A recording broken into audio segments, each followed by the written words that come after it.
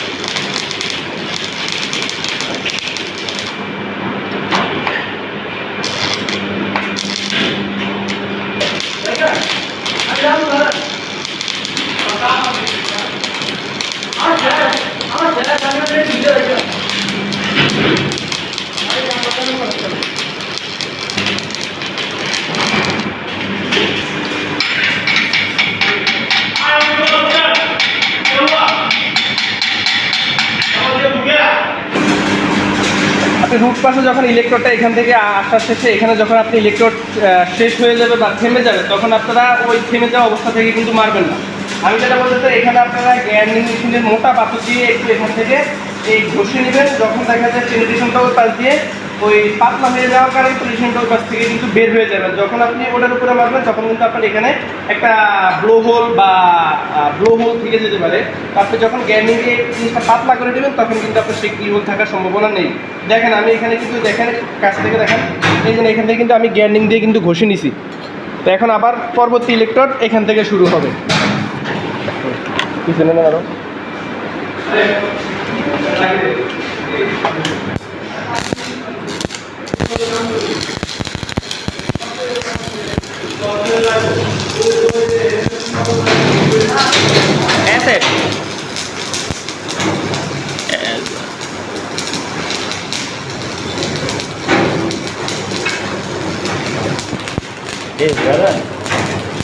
ওই পাশ থেকে দেখান ভাই, ওই পাশ থেকে দেখান।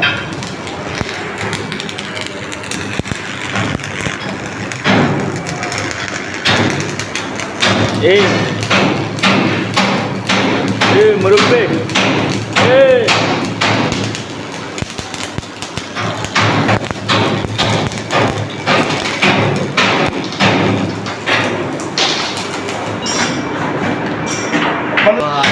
ভাই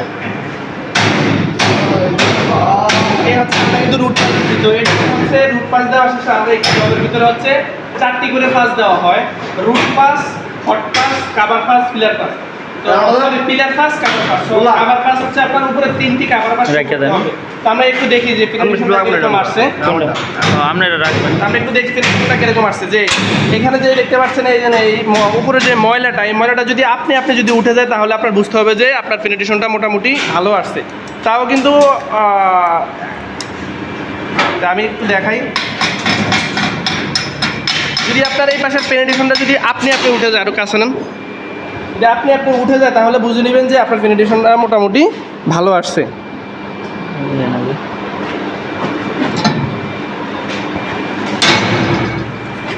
একটু কাছ থেকে দেখান।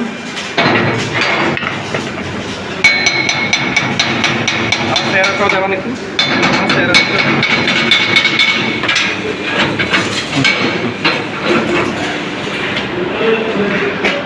এমনি করেন, আরো কাছে করেন।